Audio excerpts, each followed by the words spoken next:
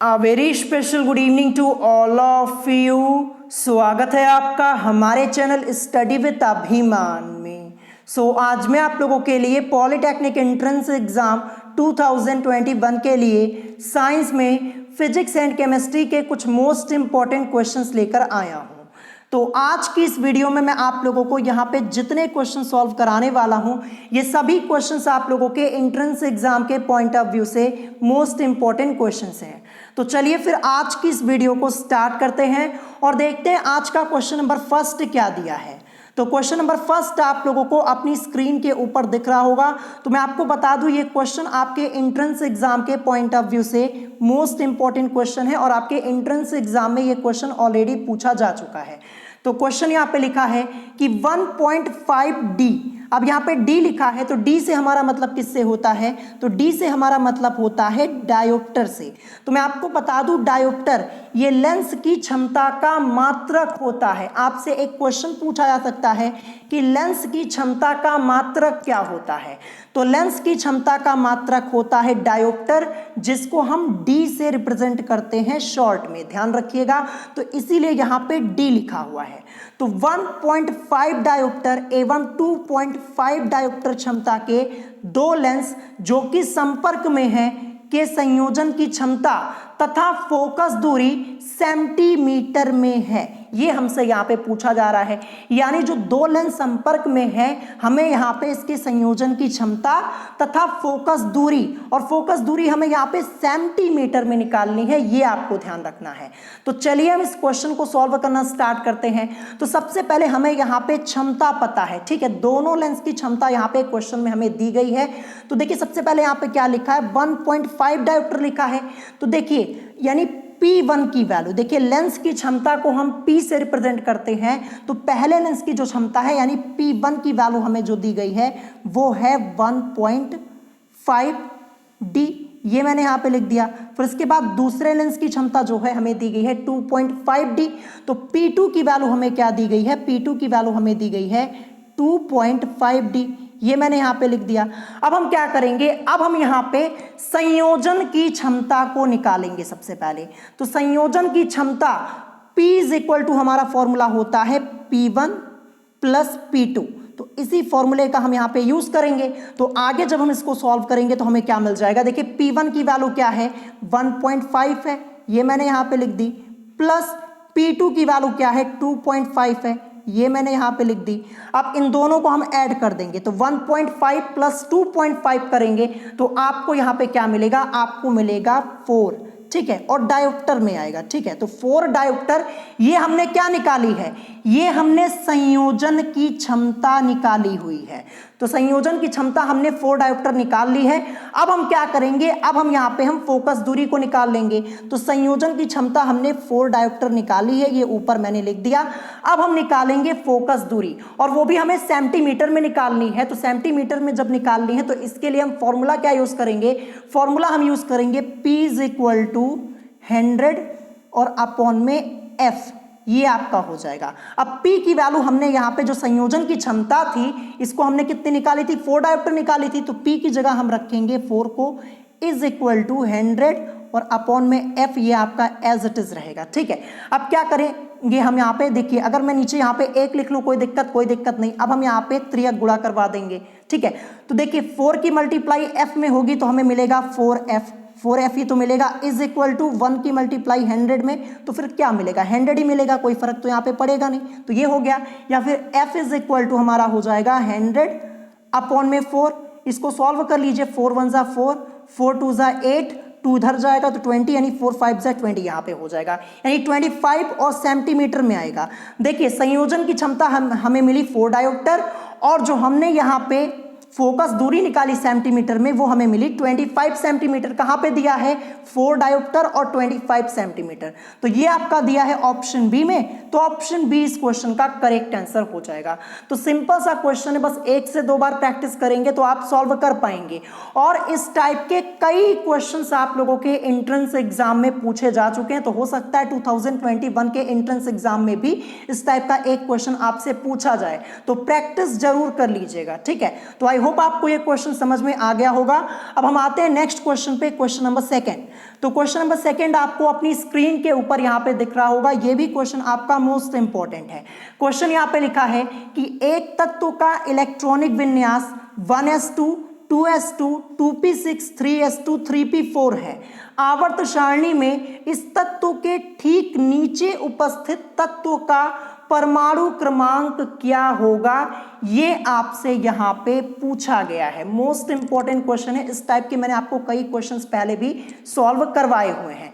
तो इस क्वेश्चन को हम कैसे सॉल्व करेंगे, देखिए जो आपका यहाँ पे इलेक्ट्रॉनिक कॉन्फ़िगरेशन दिया है, देखिए जो यहाँ पे इलेक्ट्रॉन्स फिलअप है, सबसे पहले हम इनको ऐड कर लेंगे। तो ऐड करेंगे, देखिए 1s2 यानी पहले में 2, फिर ये 2 4, 6 4 10, 10 2 12 और 12 4 16, यानी हमें यहाँ पे तत्व का एटॉमिक नंबर परमाणु क्रमांक पता चल गया है। कितना है? एटॉमिक नंबर यहाँ पे है 16। एटॉमिक नंबर 16 ये किस एलिमेंट का होता है? तो ये होता है सल्फर का। सल्फर का एटॉमिक नंबर जो होता है वो होता है 16। ये हमें यहाँ पे पता चल गया, यानी जो यहाँ पे इलेक्ट्रॉनिक विन्यास लिखा हुआ है ये किस एलिमेंट का लिखा है, किस तत्व का लिखा है? सल्फर का लिखा हुआ है। इतना हमने पता कर लिया। फिर हमसे पूछा गया कि आवर्त सारणी में इस तत्व के ठीक नीचे उपस्थित तत्व का परमाणु क्रमांक क्या होगा। तो आवर्त सारणी यानी पेरियोडिक टेबल में सल्फर के ठीक नीचे कौन सा एलिमेंट उपस्थित होता है? तो सल्फर के ठीक नीचे होता है सेलेनियम। सेलेनियम को हम Se से रिप्रेजेंट करते हैं। किससे? Se से रिप्रेजेंट करते हैं।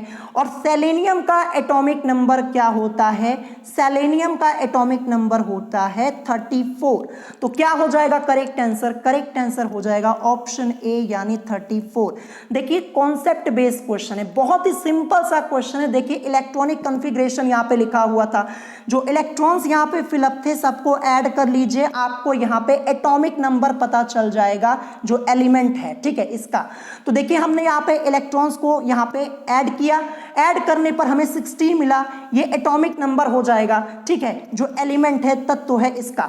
और एटॉमिक नंबर 16 किसका होता है? सल्फर का होता है। इतना हमने पता किया। फिर हमसे पूछा गया कि आवर्त सारणी में इस तत्व के ठीक नीचे, नीचे पूछा गया है, ध्यान रखिएगा, ठीक नीचे, न दाएं न बाएं न ऊपर, नीचे पूछा गया है। तो इस तत्व के ठीक नीचे उपस्थित तत्व का परमाणु क्रमांक क्या होगा? तो पेरियोडिक टेबल में आप चेक कर लीजिएगा, सल्फर के ठीक नीचे आपका सेलेनियम यानी Se ये उपस्थित होता है और सेलेनियम का एटॉमिक नंबर होता है 34। देखिए थोड़ा ट्रिकी क्वेश्चन है, प्रैक्टिस करनी पड़ेगी तभी आप इस टाइप के क्वेश्चंस को समझ पाएंगे। तो करेक्ट आंसर यहाँ पे ऑप्शन ए हो जाएगा, ठीक है।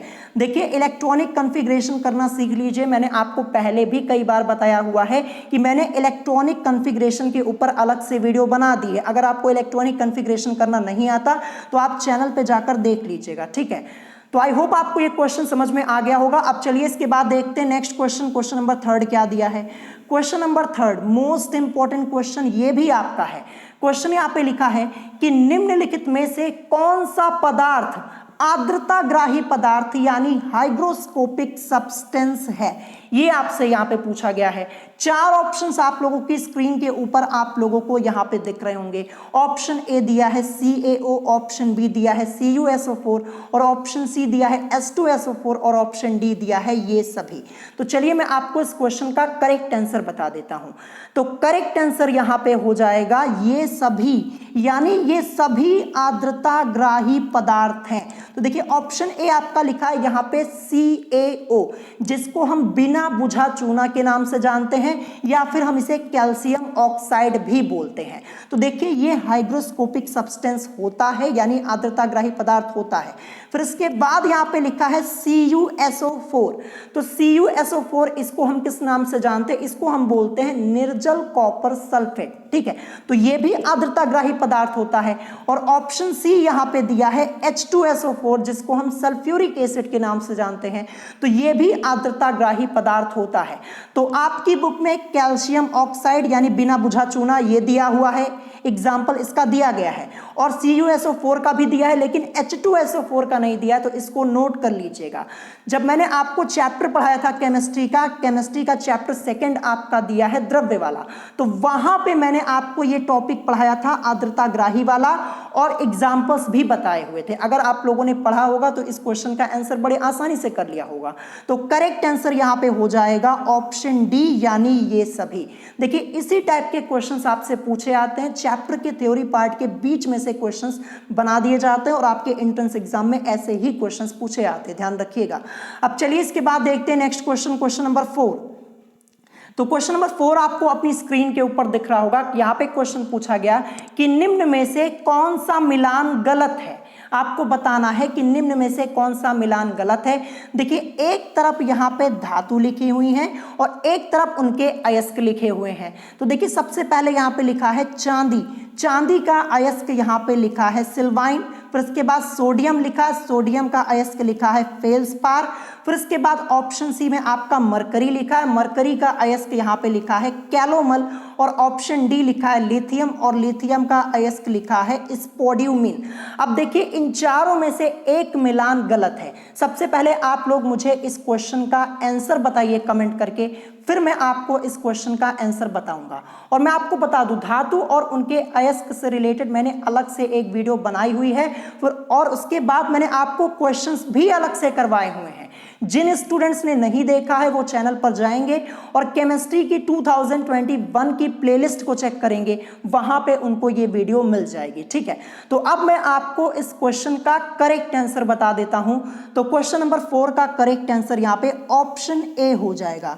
यहां पे लिखा हुआ है चांदी का अयस्क सिल्वाइन, तो चांदी का अयस्क सिल्वाइन नहीं होता है।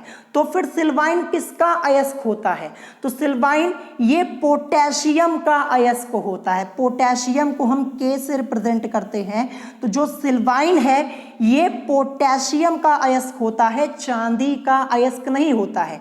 चांदी का अयस्क मैंने आपको बताया क्या क्या होता है। चांदी का अयस्क होता है अर्जेंटाइट, जिसको हम सिल्वर ग्लांस के नाम से जानते हैं। एक होता है रूबी सिल्वर, जिसे हम पायरेजिराइट भी बोलते हैं, और एक होता है हॉर्न सिल्वर। ठीक है, लेकिन सिल्वाइन नहीं होता। सिल्वाइन ये होता है पोटेशियम का। ठीक है, तो यही मिलान आपका यहाँ पे क्या हो जाएगा? गलत हो जाएगा। करेक्ट आंसर ऑप्शन ए हो जाएगा। देखिए यहाँ पे सिल्वाइन लिखा होता है ना, तो स्टूडेंट सोचते हैं ये सिल्वर का होगा, चांदी का होगा, इसी में कंफ्यूज हो जाते हैं। तो आपको कंफ्यूज नहीं होना है। फिर इसके बाद यहाँ पे लिखा है सोडियम का फेल्सपार, ये होता है, बिल्कुल सही है, सोडियम का फेल्सपार ये होता है। अब देखिए एक और आपका होता है, नाम आपने सुना होगा फ्लोर स्पार का। स्टूडेंट्स इसमें कंफ्यूज बहुत होते हैं। तो देखिए फ्लोर स्पार और फेल्सपार बोलने में एक जैसे लगते हैं, तो स्टूडेंट्स कंफ्यूज हो जाते हैं। जो फ्लोर स्पार है ये किसका होता है? ये कैल्शियम का होता है। ये आपको ध्यान रखना है, कैल्शियम का अयस्क फ्लोर स्पार होता है, लेकिन जो फेल्सपार होता है ये सोडियम का होता है, ये आपको ध्यान रखना है। फिर इसके अलावा यहाँ पे ऑप्शन सी दिया है मरकरी, मरकरी का कैलोमल होता है।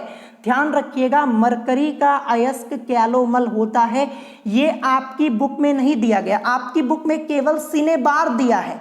मैं आपको बता दूं मरकरी के अयस्क के बारे में क्वेश्चन आपका पूछा गया था 2017 के एंट्रेंस एग्जाम में, जो कि आपका रिलेटेड था सिनेबार से। लेकिन आपको यह भी ध्यान रखना है कि मरकरी का एक अयस्क और होता है जो होता है कैलोमल।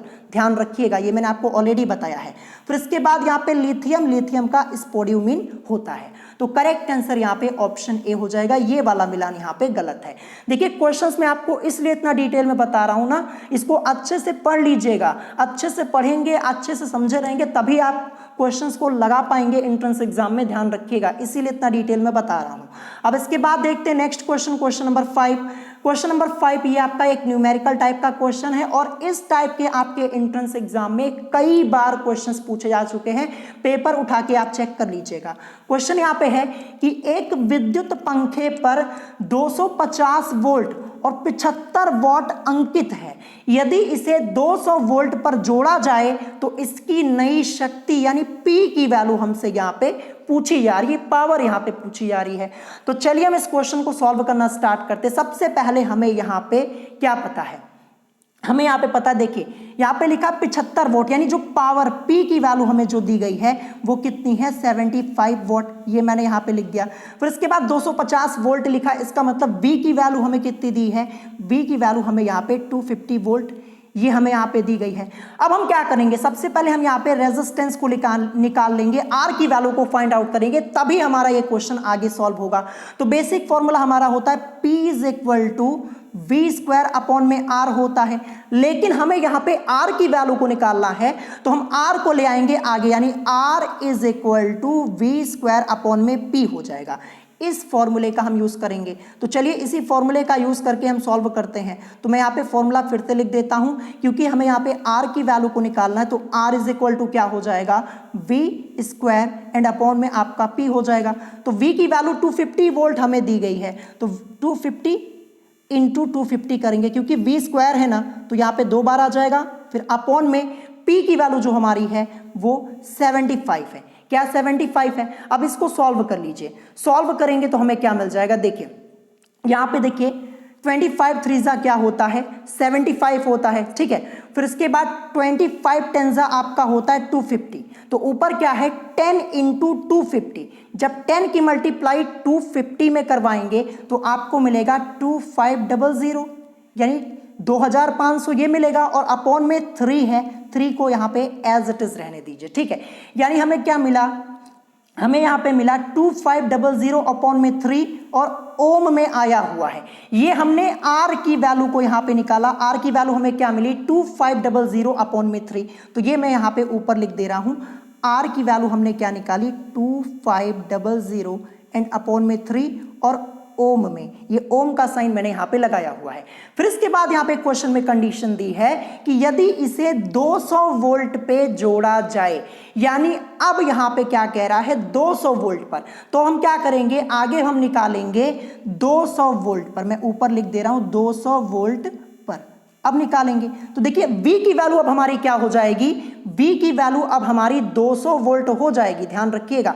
फॉर्मूला सेम वही यूज करेंगे हम यहाँ पे, देखिए बेसिक फॉर्मूला हमारा क्या होता है P is equal to V square upon में R होता है, क्योंकि हमें यहाँ पे शक्ति निकालनी है ना, तो अब हम P is equal to V square upon R use करेंगे। ऊपर अभी हमें रेजिस्टेंस निकालना था, इसीलिए हमने R is equal to V square upon में P यूज किया था, लेकिन क्वेश्चन तो में हमसे पावर पूछी गई है ना, तो P is equal to V square upon R हो जाएगा। R की वैल्यू हमने इसीलिए निकाली थी, R की वैल्यू हमें यहाँ पे पुट करनी पड़ेगी। तो V स्क्वायर, देखिए V की वैल्यू अब हमारी 200 है, क्योंकि इसे 200 वोल्ट पर जोड़ा जाए ये लिखा हुआ है क्वेश्चन में। तो V की जगह अब हम क्या रखेंगे 200, 2 बार, क्योंकि स्क्वायर है यहाँ पे, तो 200 गुणे 200 और अपॉन में यहाँ पे क्या हो जाएगा, R की वैल्यू हमने क्या निकाली थी 2500 और अपॉन में 3, यही तो हमने निकाली हुई थी। अब इसी को हम आगे सॉल्व कर लेंगे, आगे सॉल्व करेंगे तो क्या हो जाएगा, देखिए 200 आपका ये है इंटू 200, ये ऐसे ही रहेगा, और ये जो 3 है इसको हम ऊपर भेज देंगे मल्टीप्लाई में, और अपॉन में आपका यहाँ पे 2500, ये तो आपका रहेगा ही। अब देखिए ये 0 से ये 0, देखिए ये 2 0 से ये 2 0 सीधे सीधे यहाँ पे कैंसिल आउट हो जाएगा। 25 1 25 होता है, 25 8 200 होता है, 8 की मल्टीप्लाई 2 में करवाइए 16, और 16 की मल्टीप्लाई 3 में करवा दीजिए 48, और क्योंकि हम यहाँ पे पावर निकाल रहे हैं तो वॉट में आएगा 48 वॉट, यही इस क्वेश्चन का करेक्ट आंसर हो जाएगा। कहां पे दिया हुआ है, तो ये आपका दिया है ऑप्शन सी में, तो ऑप्शन सी इस क्वेश्चन का करेक्ट आंसर हो जाएगा।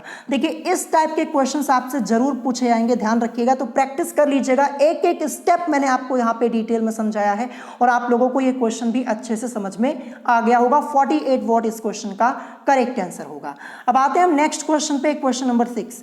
क्वेश्चन नंबर 6 आपको अपनी स्क्रीन के ऊपर दिख रहा होगा। क्वेश्चन यहाँ पे है कि निम्नलिखित में से कौन सा मिलान गलत है। देखिए मैं आपको इस टाइप के क्वेश्चन क्यों करवा रहा हूं, इसका रीजन है, आप 2020 का पेपर चेक कीजिएगा, इस टाइप का एक क्वेश्चन पूछा गया था। जब 2020 में पूछा जा सकता है तो आगे भी आपसे इस टाइप के क्वेश्चंस पूछे जा सकते हैं, ध्यान रखिएगा। तो यहाँ पे देखिए एक तरफ आपके यहाँ पे क्या लिखे हुए हैं, एक तरफ यहाँ पे धातु लिखा हुआ है और दूसरी तरफ उनका अयस्क यहाँ पे लिखा हुआ है, ठीक है। तो देखिए यहाँ पे ऑप्शन ए दिया है लेड, लेड का अयस्क यहाँ पे लिखा हुआ है लेनरकाइट, फिर इसके बाद ऑप्शन बी दिया है स्ट्रोंटियम, या फिर कुछ स्टूडेंट्स आप लोगों ने सुना होगा स्ट्रोंशियम बोलते हुए, लेकिन स्ट्रोंटियम बोला जाता है, ध्यान रखिएगा। तो स्ट्रोंटियम का लिखा हुआ है सेलेस्टीन। फिर इसके बाद ऑप्शन सी लिखा हुआ है कैल्शियम, कैल्शियम का लिखा है फास्फोराइट। फिर ऑप्शन डी एक कंडीशन आपकी दी गई है कि यहाँ पे सभी मिलान सही है, ठीक है, एक कंडीशन यहाँ पे ये भी है ऑप्शन में कि सभी मिलान सही है। तो सबसे पहले आप लोग मुझे इस क्वेश्चन का आंसर बताइए कमेंट करके, फिर मैं आपको इस क्वेश्चन का आंसर बताऊंगा। देखिए क्वेश्चन यहाँ पे पूछा गया कि निम्नलिखित में से कौन सा मिलान गलत है। 3 ऑप्शन आपके यहाँ पे दिए गए हैं और एक ऑप्शन ये भी यहाँ पे है कि यहाँ पे कोई भी मिलान गलत नहीं है, यानी सभी मिलान सही है। तो मैं आपको इस क्वेश्चन का करेक्ट आंसर बता दे रहा हूं। तो करेक्ट आंसर जो आपका यहाँ पे होगा ऑप्शन डी होगा, यानी सभी मिलान यहाँ पे सही है, ध्यान रखिएगा। तो ऑप्शन देखिए, ऑप्शन ए आपका दिया लेड। तो लेड का एक अयस्क लैनरकाइट होता है, ये मैंने आपको ऑलरेडी बताया है और आप लोगों को लर्न भी हो गया होगा। फिर इसके बाद ऑप्शन बी दिया है स्ट्रोंटियम। देखिए ये आज यहाँ पे पहली बार आया है, स्ट्रोंटियम के अयस्क के बारे में मैंने आपको नहीं बताया हुआ है, आज पहली बार आया है, इसीलिए मैंने यहाँ पे इसको इंक्लूड किया ताकि मैं आपको यहाँ पे डिटेल में समझा दूँ। तो देखिए जो स्ट्रोंटियम है, स्ट्रोंटियम का जो अयस्क होता है सेलेस्टीन होता है, ध्यान रखिएगा। सेलेस्टीन बोलिए या फिर इसको हम एक दूसरे नाम से भी जानते हैं, वो भी मैं आपको यहाँ पे बता दे रहा हूँ। इसको हम सेलेस्टाइट के नाम से भी जानते हैं, मैं यहाँ पे साइड में लिख दे रहा हूँ। देखिए किस नाम से जानते हैं, सेलेस्टाइट, ये भी नोट कर लीजिएगा, ठीक है, सेलेस्टाइट के नाम से भी जानते हैं। ये आपको अपनी बुक में लिखा हुआ नहीं मिलेगा। देखिए स्ट्रोंशियम का अयस्क होता है सेलेस्टीन, सेलेस्टीन या फिर आप इसे सेलेस्टाइट भी बोल सकते हैं, सेलेस्टीन को ही सेलेस्टाइट बोलते हैं। आपको सेलेस्टीन भी लिखा हुआ मिल सकता है या फिर सेलेस्टाइट भी लिखा हुआ मिल सकता है, मैं आपको इंग्लिश में भी बता दे रहा हूँ, इंग्लिश में भी इसको नोट कर लीजिएगा। देखिए सेलेस्टीन, सेलेस्टीन को इंग्लिश में हम क्या लिखते हैं, CELESTINE, ये लिख लीजिएगा, या फिर इसको हम जानते हैं सेलेस्टाइट के नाम से, CELESTITE, ये भी नोट कर लीजिएगा, ठीक है, इसी का दूसरा नाम है, ध्यान रखिएगा, कंफ्यूज मत होइएगा। तो स्ट्रोंटियम इसका अयस्क होता है सेलेस्टीन या फिर आप सेलेस्टाइट बोल सकते हैं, सही है यहाँ पे। फिर कैल्शियम का लिखा है फास्फोराइट, तो कैल्शियम का फास्फोराइट एक अयस्क होता है, ये मैंने आपको ऑलरेडी बताया है। तो इसका मतलब क्या हो जाएगा, यहाँ पे सभी मिलान आपके क्या है, सही है, ध्यान रखिएगा। तो जो स्ट्रोंटियम का दिया है इसको खासकर अच्छे से लर्न कर लीजिएगा, मैंने आपको यहाँ पे लिख के डिटेल में बता दिया है, ठीक है। ऐसे क्वेश्चंस आपसे पूछे जाएंगे, ध्यान रखिएगा। अब इसके बाद हम देखते हैं नेक्स्ट क्वेश्चन, क्वेश्चन नंबर 7 क्या दिया है। तो क्वेश्चन नंबर 7 आपका एक न्यूमेरिकल दिया है, ये न्यूमेरिकल मैंने आपको ऑलरेडी 1 से 2 बार पहले भी सॉल्व कराया हुआ है और मोस्ट इंपॉर्टेंट है, आपके एंट्रेंस एग्जाम में 2021 में पूछा जा सकता है। क्वेश्चन यहाँ पे लिखा है कि एक विद्युत उपकरण का निर्धारण 880 वॉट 220 वोल्ट है, जब इसे 110 वोल्ट विद्युत प्रदाय से जोड़ा जाता है तो यह शक्ति व्यय करता है। ये आपसे यहाँ पे पूछा गया है, ठीक है, ये आपसे यहाँ पे पूछा गया है। तो चलिए हम इस क्वेश्चन को सॉल्व करना स्टार्ट करते हैं। तो देखिए सबसे पहले हमें यहाँ पे क्या पता है, हमें यहाँ पे दिया है कि एक विद्युत उपकरण का निर्धारण 880 वॉट और 220 वोल्ट है, यानी P की वैल्यू हमें यहाँ पे कितनी दी गई है, P की जो वैल्यू हमें यहाँ पे दी गई है 880 वॉट, ये दी गई है, ये मैंने यहाँ पे लिख दिया। फिर इसके बाद V की वैल्यू हमें यहाँ पे 220 वोल्ट ये दी गई है, ये मैंने यहाँ पे लिख लिया। अब हम क्या करेंगे, सबसे पहले हम यहाँ पे रेजिस्टेंस को निकालेंगे, R की वैल्यू को, तभी हमारा ये क्वेश्चन आगे सॉल्व होगा। तो बेसिक फॉर्मूला क्या होता है, बेसिक फॉर्मूला होता है P = V² अपॉन R, अभी ऊपर ही मैंने बताया, लेकिन हमें R की वैल्यू निकालना है तो R = आपका क्या हो जाएगा, V² अपॉन में P। तो इस फॉर्मूले का यूज करेंगे, तो इसको मैं पहले लिखूंगा यहाँ पे, तो क्या हो जाएगा, R = V² एंड अपॉन में आपका P आ जाएगा, V²। तो हम यहाँ पे V² की जगह क्या लिखेंगे, V² की जगह हम यहाँ पे लिखेंगे 220, क्योंकि यहाँ पे स्क्वायर है तो 2 बार हम लिखेंगे 220, क्योंकि हमें V की वैल्यू क्या दी गई है, 220 वोल्ट ही तो दी गई है, तो इसी को हम यहाँ पे पुट करेंगे। फिर अपॉन में आपका क्या लिखा है P, तो P की वैल्यू हमें यहाँ पे दी गई है 880, ये मैंने यहाँ पे पुट कर दी। अब देखिए ये 0 से ये 0 हम कैंसिल कर देते हैं, 22 × 1 = 22 और 22 × 4 = 88 होता है, ये यहाँ पे हो गया। फिर यहाँ पे ये 4 1 जा 4 हो जाएगा, 4 5 जा 20, 2 उधर जाएगा, 4 5 जा 20, यानी 55 और ओम। ये किसकी वैल्यू हमने निकाली? रेजिस्टेंस हमने यहाँ पे निकाला। आर की वैल्यू हमें क्या मिल गई?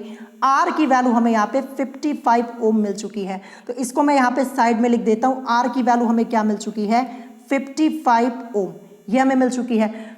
अब हमें क्वेश्चन में एक कंडीशन दी गई है कि जब इसे 110 वोल्ट विद्युत प्रदाय से जोड़ा जाता है तो यह शक्ति व्यय करता है, ये हमसे पूछा गया है।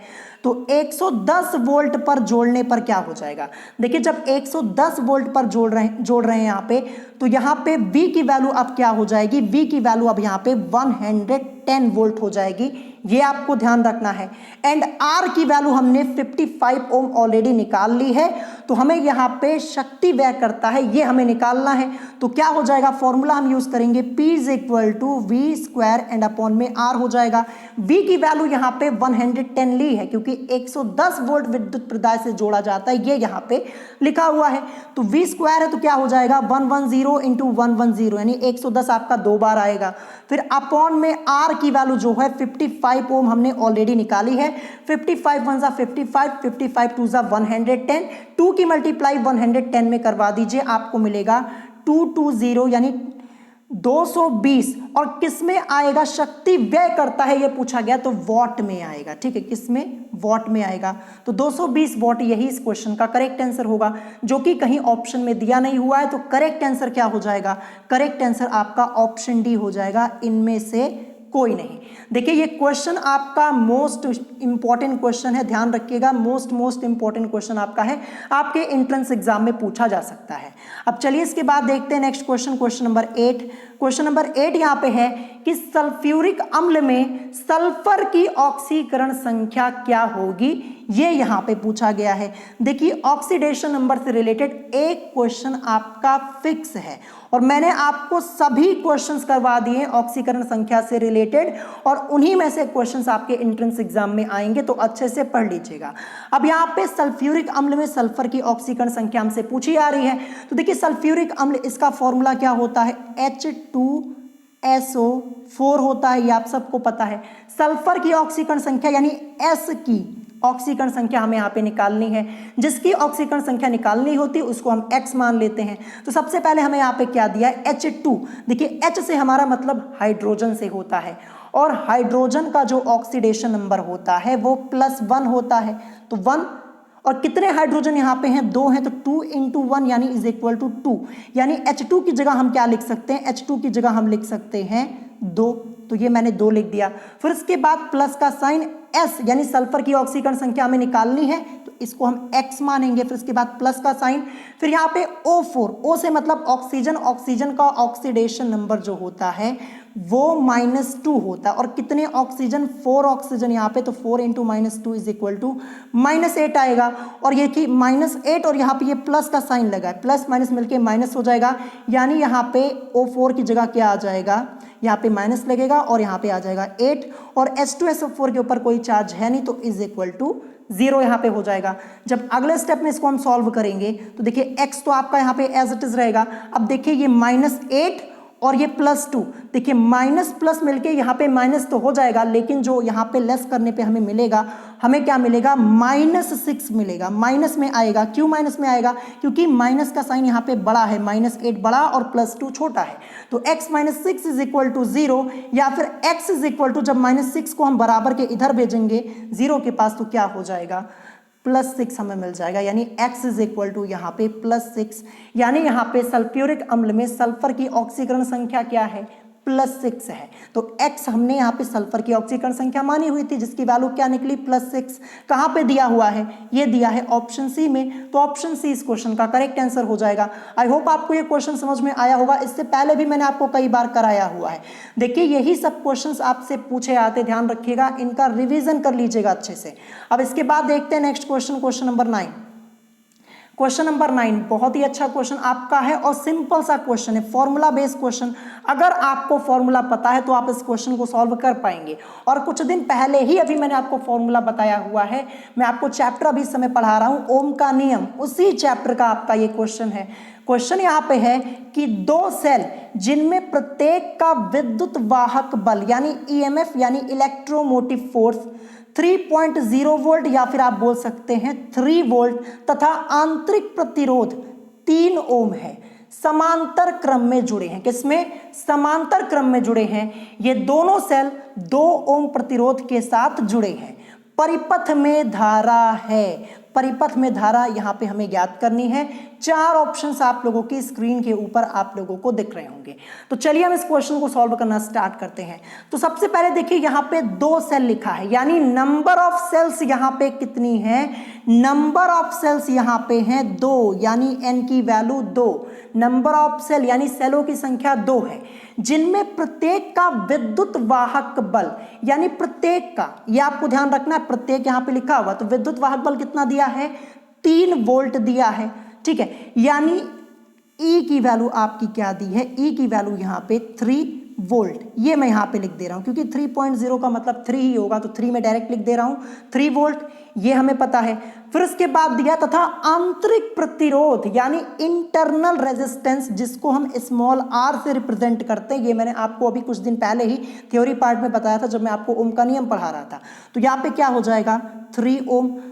और फिर क्या कह रहा है? समांतर क्रम में जुड़े हैं, सीधे सीधे यहाँ पे बता दिया गया है। फिर इसके बाद लिखा ये दोनों सेल 2 ओम प्रतिरोध के साथ जुड़े हैं। देखिए ये जो 2 ओम प्रतिरोध दिया है, ये कैपिटल R की वैल्यू दी गई है, ये आपको समझना होगा। फिर हमसे पूछा गया परिपथ में धारा यानी I की वैल्यू को हमें यहाँ पे फाइंड आउट करना है। तो देखिए I की वैल्यू को हमें यहाँ पे निकालना, मैं ऊपर यहाँ पे लिख देता हूँ साइड में, I की वैल्यू को हमें निकालना है। तो देखिए समांतर क्रम में है, तो फॉर्मूला हमारा क्या हो जाएगा यहाँ पे? I is equal to N E upon में आपका क्या हो जाएगा? N, और कैपिटल R होगा पहले, फिर इसके बाद स्मॉल r होगा। ये फॉर्मूला मैंने आपको भी कुछ दिन पहले ही बताया है। N की वैल्यू 2 है, नंबर ऑफ सेल्स 2 है यहाँ पे, तो N की जगह रखेंगे 2। फिर इसके बाद इनटू का साइन, E की वैल्यू क्या है? 3, ये यहाँ पे रख दिया, अपॉन में N, नंबर ऑफ सेल्स 2 ही है। फिर इसके बाद कैपिटल R की वैल्यू 2 है, 2 ओम दी गई है, यहाँ पे लिखा है मैंने। फिर इसके बाद प्लस स्मॉल r की वैल्यू क्या है? स्मॉल r की वैल्यू यहाँ पे 3 ओम है, तो ये मैंने यहाँ पे कर दिया, लिख दिया। अब इसके बाद देखिए 2 इंटू 3 6 हमें मिलेगा। अब देखिए नीचे 2 2 जा 4 प्लस 3 7, 6 अपॉन में 7 हमें यहाँ पे मिला हुआ है। ठीक है, जैसा कि आप लोग देख पा रहे होंगे, ये I की वैल्यू है। अभी हमें इसको आगे सॉल्व करना होगा। I की वैल्यू हमें क्या मिली? 6 और अपॉन में 7 मिली हुई है। अब इसी को आप क्या कर लीजिए? डिवाइड कर लीजिए। देखिए जो 6 यहाँ पे है, ये क्या है? छोटी संख्या 7 बड़ी है। जब आप इसको डिवाइड करके सॉल्व करेंगे तो आपको 0.85 और एम्पियर, क्योंकि आई की वैल्यू को निकालना है तो एम्पियर में ही तो आएगी, तो 0.85 एम्पियर ये आपका कहाँ दिया है? ऑप्शन बी में दिया है। देखिए जब आप यहाँ पे डिवाइड करेंगे, मैं आपको डिवाइड करके दिखा देता हूँ। देखिए यहाँ पे 6 है, 7 से करना, छोटी संख्या 0 लगेगा, पॉइंट लगेगा, तब जाके यहाँ पे एक 0 बढ़ेगा। अब देखिए 8 बार यहाँ पे जाएगा, 7 8 जा क्या होता है? 56 होता है, तो यहाँ पे 56 हो जाएगा। लेस करेंगे यहाँ पे तो क्या मिलेगा? हमें 4 मिलेगा। ठीक है, अब यहाँ पे एक 0 हम अपनी तरफ से बढ़ा सकते हैं, तो 7 5 जा हो जाएगा 35। यहीं तक हम सॉल्व करेंगे, यहाँ पे मिलेगा 5। अब आगे इसको सॉल्व नहीं करेंगे, पॉइंट के बाद हमने यहाँ तक 2 संख्या तक सॉल्व किया, 0.85 एम्पियर, ये इस क्वेश्चन का करेक्ट आंसर हो जाएगा, ऑप्शन बी। तो मैंने आपको डिटेल में सॉल्व करके बता दिया, अभी कुछ दिन पहले इसका कॉन्सेप्ट बताया, ये तो क्वेश्चन आपको बड़े आसानी से समझ में आ गया होगा। अब देखेंगे हम यहाँ पे next question, question number 10। Question number 10 ये मैंने आपको ऑलरेडी पहले भी करवाया हुआ है। क्वेश्चन यहाँ पे है कि पॉजिट्रॉन की खोज किसने की थी? ये आपसे यहाँ पे क्वेश्चन पूछा गया कि पॉजिट्रॉन की खोज किसने की थी? ऑप्शन ए लेवोशिए ने, ऑप्शन बी मैक्सवेल ने, ऑप्शन सी अबाउ ने, और ऑप्शन डी दिया है इनमें से कोई नहीं। तो क्वेश्चन नंबर 10 का करेक्ट आंसर क्या होगा? क्वेश्चन नंबर 10 का यहाँ पे आपका करेक्ट आंसर हो जाएगा इनमें से कोई नहीं। तो फिर पॉजिट्रॉन की खोज किसने की है? पॉजिट्रॉन की खोज की है कार्ल एंडरसन ने, मैंने आपको पहले भी बताया हुआ था। किसने की है? कार्ल एंडरसन ने की है, इसको नोट कर लीजिएगा। ये क्वेश्चन आपकी बुक में नहीं दिया गया लेकिन आपके एंट्रेंस एग्जाम में जरूर पूछा जा सकता है। तो कार्ल एंडरसन ने पॉजिट्रॉन की खोज की थी। अब बहुत से स्टूडेंट्स यहाँ पे सोच रहे होंगे ये पॉजिट्रॉन क्या होता है, मैंने आपको पहले भी बताया हुआ है, तो एक बार फिर से बता देता हूँ कि पॉजिट्रॉन होता क्या है। तो देखिए पॉजिट्रॉन को सबसे पहले ये जान लीजिए, इसको हम ई और प्लस इस साइन से रिप्रेजेंट करते हैं। किस साइन से? इस साइन से हम इसको रिप्रेजेंट करते हैं पॉजिट्रॉन को, ये आपको समझ लेना है। तो देखिए पॉजिट्रॉन जिसे हम पॉजिटिव इलेक्ट्रॉन भी बोलते हैं, ये भी आपको ध्यान रखना, क्या बोलते हैं? Positive electron. तो ध्यान से सुनिएगा, पॉजिट्रॉन या पॉजिटिव इलेक्ट्रॉन परमाणु में पाया जाने वाला एक मौलिक कण है और इसके गुण इलेक्ट्रॉन के समान ही होते हैं, किंतु दोनों में अंतर यह है कि इलेक्ट्रॉन ऋण आवेश युक्त कण है तथा पॉजिट्रॉन धन आवेश युक्त कण है। देखिए इलेक्ट्रॉन को हम कैसे रिप्रेजेंट करते हैं, माइनस का साइन निगेटिव होता है ना, तो यही मैंने आपको बताया ना, दोनों में अंतर क्या हो जाता है, इलेक्ट्रॉन और पॉजिट्रॉन में अंतर क्या हो जाता है। देखिए इलेक्ट्रॉन ऋण आवेश युक्त कण है और जो पॉजिट्रॉन है ये धन आवेश युक्त कण है, प्लस का साइन यहां पे लगता है, ये आपको ध्यान रखना है। और इसका द्रव्यमान इलेक्ट्रॉन के द्रव्यमान के समान ही होता है, यानी जो पॉजिट्रॉन है इसका द्रव्यमान इलेक्ट्रॉन के द्रव्यमान के समान ही होता है, ये भी आपको ध्यान रखना है। तो आई होप आपको समझ में आ गया होगा। तो पॉजिट्रॉन की खोज की है कार्ल एंडरसन ने, जो कि यहाँ पे दिया नहीं था, तो ऑप्शन डी करेक्ट हो जाएगा। अब आते हैं नेक्स्ट क्वेश्चन पे, क्वेश्चन नंबर 11। क्वेश्चन नंबर 11 आपको अपनी स्क्रीन के ऊपर दिख रहा होगा और मैं आपको बता दूं कि ये क्वेश्चन आपके एंट्रेंस एग्जाम में ऑलरेडी पूछा जा चुका है। ये क्वेश्चन आपके एग्जाम में आया हुआ है, मैंने यहाँ पे सिर्फ ऑप्शंस में चेंज किया है, क्वेश्चन सेम आपका ही आया हुआ था। क्वेश्चन यहाँ पे है कि किसी मनुष्य के चश्मे की शक्ति +2 डायोप्टर है, मनुष्य की दृष्टि में दोष है। आपको बताना है कि मनुष्य की दृष्टि में कौन सा दोष है। ऑप्शन ए दिया है निकट दृष्टि दोष, ऑप्शन बी जरा दृष्टि दोष, ऑप्शन सी दिया है दृष्टि वैषम्य दोष और ऑप्शन डी दिया है इनमें से कोई नहीं। मैं आपको बता दूं अभी कुछ दिन पहले ही मैंने आपको ये क्वेश्चन करवाया हुआ था, जब मैं आपको प्रीवियस ईयर के क्वेश्चन सॉल्व करवा रहा था वहां पे मैंने करवाया हुआ था। आज मैंने क्वेश्चन में यहाँ पे सिर्फ ऑप्शन चेंज किया और कुछ नहीं किया, क्वेश्चन सेम आपका वही है। तो क्वेश्चन नंबर 11 इसका करेक्ट आंसर आपका क्या हो जाएगा?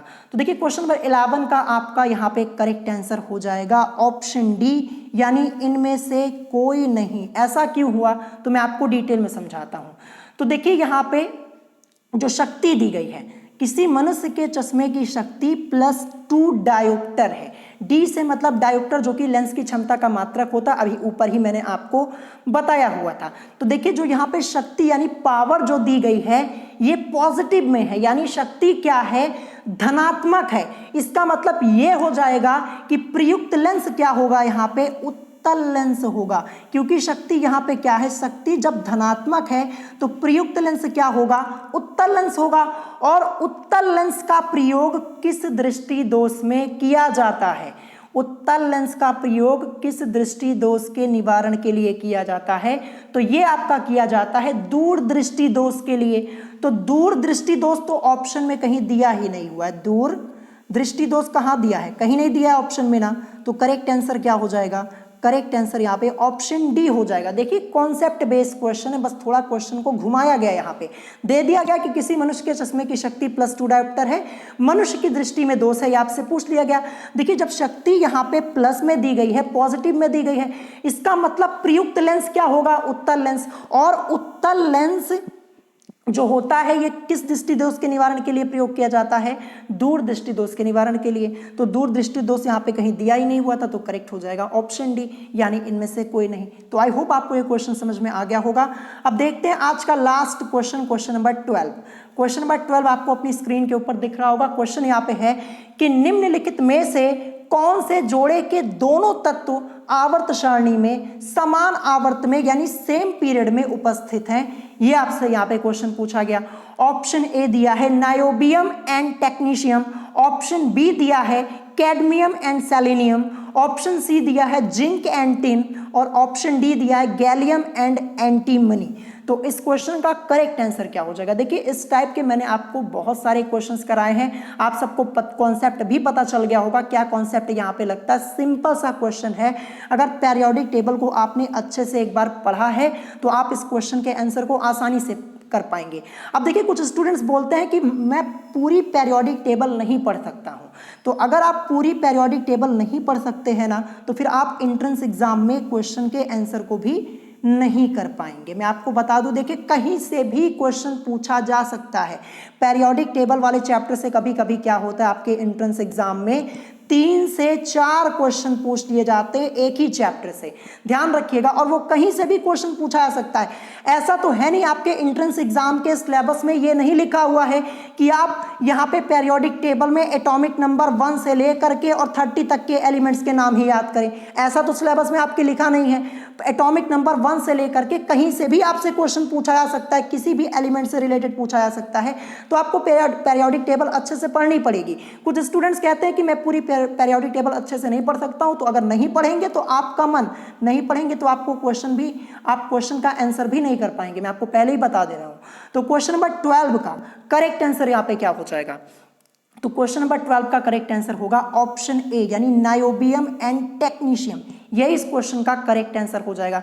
देखिए नायोबियम को हम शॉर्ट में NB से रिप्रेजेंट करते हैं, और जो आपका यहाँ पे टेक्नीशियम लिखा हुआ जैसा कि आप लोग देख पा रहे हैं, इसको हम TC से रिप्रेजेंट करते हैं। तो नायोबियम का जो एटॉमिक नंबर होता है ये 41 होता है एंड टेक्नीशियम का होता है 43। ठीक है, तो आप पीरियोडिक टेबल चेक कर लीजिएगा, आपकी बुक में पीरियोडिक टेबल दी गई है, चेक कीजिएगा। देखिए यहाँ पे क्वेश्चन पूछा गया था कि निम्नलिखित में से कौन से जोड़े के दोनों तत्व आवर्त सारणी में समान आवर्त में सेम पीरियड में, आवर्त की बात हो रही, तो आवर्त में आप ऐसे चेक कर सकते हैं, आपको नायोबियम और टेक्नीशियम दोनों एक ही आवर्त में आपको लिखे हुए मिलेंगे। चेक कर लीजिएगा, आपको खुद ही पता चल जाएगा। और एटॉमिक नंबर से ही क्लियर हो जा रहा है। 41 के बाद यहाँ पे 42 वाला एलिमेंट आएगा और फिर इसके बाद 43 आएगा। तो देखिए 41 और 43 जो होंगे वो सेम पीरियड में ही तो होंगे, तो आप चेक कर सकते हैं। ऐसे क्वेश्चन आपसे पूछे जा सकते हैं। ठीक है, तो यहाँ पे ऑप्शन ए इस क्वेश्चन का करेक्ट आंसर हो जाएगा। और इसके अलावा जो अदर ऑप्शन आपके दिए इसको भी आप चेक कर सकते हैं, ये सब सेम पीरियड में उपस्थित नहीं है, समान आवर्त में उपस्थित नहीं है। ठीक है, तो आज की इस वीडियो में मैंने आपको टोटल 12 क्वेश्चन कराए हैं। अगर आपको कोई क्वेश्चन नहीं समझ में आया हो तो आप उसे कमेंट करके पूछ सकते हैं, और अगर चाहते हैं कि मैं इस सीरीज को कंटिन्यू रखूं तो आप मुझे कमेंट करके बता दीजिएगा। मैं आपको अब मोस्ट इंपॉर्टेंट क्वेश्चंस डेली करवा दूंगा, जो मोस्ट इंपॉर्टेंट क्वेश्चंस होंगे जो आपके एंट्रेंस एग्जाम में आ सकते हैं। और इससे पहले भी मैंने आप लोगों के लिए सीरीज स्टार्ट की थी, जहां पे मैंने आपको करीब 5 से 6 पार्ट कराए हुए हैं केमिस्ट्री के मोस्ट इंपॉर्टेंट क्वेश्चंस के, और हर एक पार्ट में मैंने आपको 20 क्वेश्चंस यानी करीब मैंने आपको 130 प्लस क्वेश्चंस ऑलरेडी करवाए हुए हैं, और इससे ज़्यादा भी करवाए हुए हैं। आप चैनल पे जाइएगा, प्लेलिस्ट चेक कर लीजिएगा, आपको पता चल जाएगा। तो अगर आज की वीडियो में आपको कोई बात नहीं समझ में आई हो तो आप उसे कमेंट करके पूछ सकते हैं, और अगर आज की वीडियो आप लोगों को पसंद आई हो तो वीडियो को लाइक करना मत भूलिएगा, और साथ ही साथ हमारे चैनल स्टडी विद अभिमान को सब्सक्राइब करना मत भूलिएगा। तो आज की वीडियो में इतना ही, मिलेंगे नेक्स्ट वीडियो में। Thanks for watching.